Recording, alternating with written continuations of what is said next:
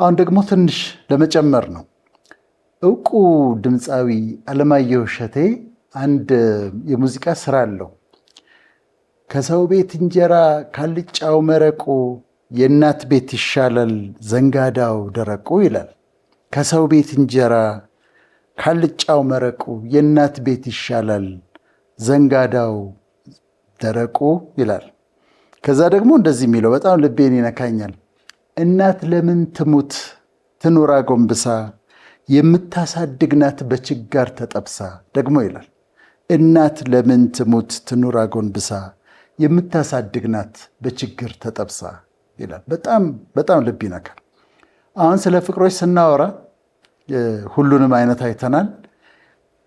የቤተሰብ ፍቅር አይተናል። የእናት ፍቅር ግን ይለይብኛል። የእናት ፍቅር የተለየ ነው። በጣም አስገራሚ ነው። ሁላችንም እኔም እናንተም ሁላችንም እንዳንከራከር ተደርጎ ማህተም አለን።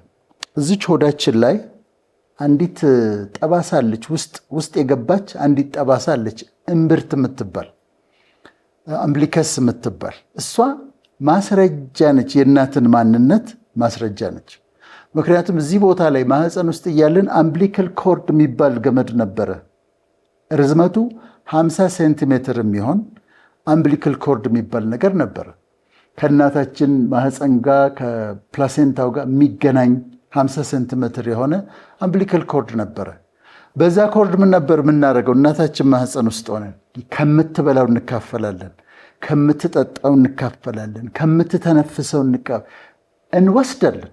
ከሷ በአምብሊካል ኮርዱ በኩል እንወስድ ነበር ውስጥ ሆነን። ከተወለድን በኋላ ደግሞ ጡት መጥባት የሚባል ነገር አለ። ህፃኑ ጡት ይጠባል። እሷ ከበላችሁ ላይ ምርጥ የተባለው ነገር ማህፀን ውስጥም ሆኖ ልጁ ከተወለድን በኋላ ጡት እየጠባ እሷ ከበላችሁ ከጠጣችሁ ውስጥ ምርጥ የተባለውን ነገር ነው የሚወስደው። እንዲህ ነው ያደገው። ከዛ ድክ ሲል ስጋቷ፣ እንክብካቤዋ፣ የእናት ፍቅርን ማየት ከፈለግን እናት ለልጇ ያላትን ፍቅር ማየት በጣም ተገቢ ነው ብዬ እላለሁ። ስለዚህ ምን ይሆን እናቶቻችሁን ፍቅር ስጧቸው። ሁል ጊዜ ፍቅር ስጧቸው። ወጣቶች ከሆናችሁ እያቀፋችሁ እየሳማችሁ እናቴ እወድሻለሁ፣ ማሚ እወድሻለሁ ብላችሁ እናቶቻችሁን ፍቅር መግቧቸው። ያደረጉት ነገር እነሱ በጣም ብዙ ነው። ማህፀን ካላችሁ ጀምሮ የሰሩት ነገር የሆነው ነገር በጣም ብዙ ነውና ፍቅር ስጧቸው፣ ክብር ስጧቸው። እነሱን የምታከብሩበት ቀን አዘጋጁ። 3 4 ከዛም የበለጠ ልጆች ወልደው ያሳደጉ ከሆነ እስቲ ፕሮግራም አዘጋጁና አፕሪሼት አድርጓቸው፣ ስጦታ ስጧቸው። ለእናቶች ክብር ይገባል። ለወለዱ እናቶች ክብር ይገባል። ልጆች ለወለዱልን እናቶች ክብር ይገባል። ልንንከባከባቸው ይገባል እና ለእናቶች ክብር ይሰጥ ነው። በተለይ ደግሞ አሁን ጫን ማለት የምፈልገው ኤምፋሳይዝ ማድረግ የምፈልገው የተለያየ ችግር ወይም ኒውሮ ዴቨሎፕመንታል የሆኑ ችግሮች ያላቸው ልጆችን ወልደው እያሳደጉ ያሉ እናቶች፣ ኦቲስቲክ የሆነ በኦቲዝም ስፔክትረም ውስጥ ያሉ ልጆችን ወልደው እያሳደጉ ያሉ እናቶች፣ ዳውን ሲንድሮም ያላቸው ልጆች ወልደው እያሳደጉ ያሉ እናቶች፣ ሌላ ሜንታል ሪታርዴሽን እና የተለያዩ ችግር ያለባቸውን ቻሌንጅ ያለባቸውን ወልደው እያሳደጉ ያሉ እናቶች፣ እነሱ ደግሞ እጥፍ ክብር ይገባቸዋል፣ እጥፍ እንክብካቤ ይገባቸዋል።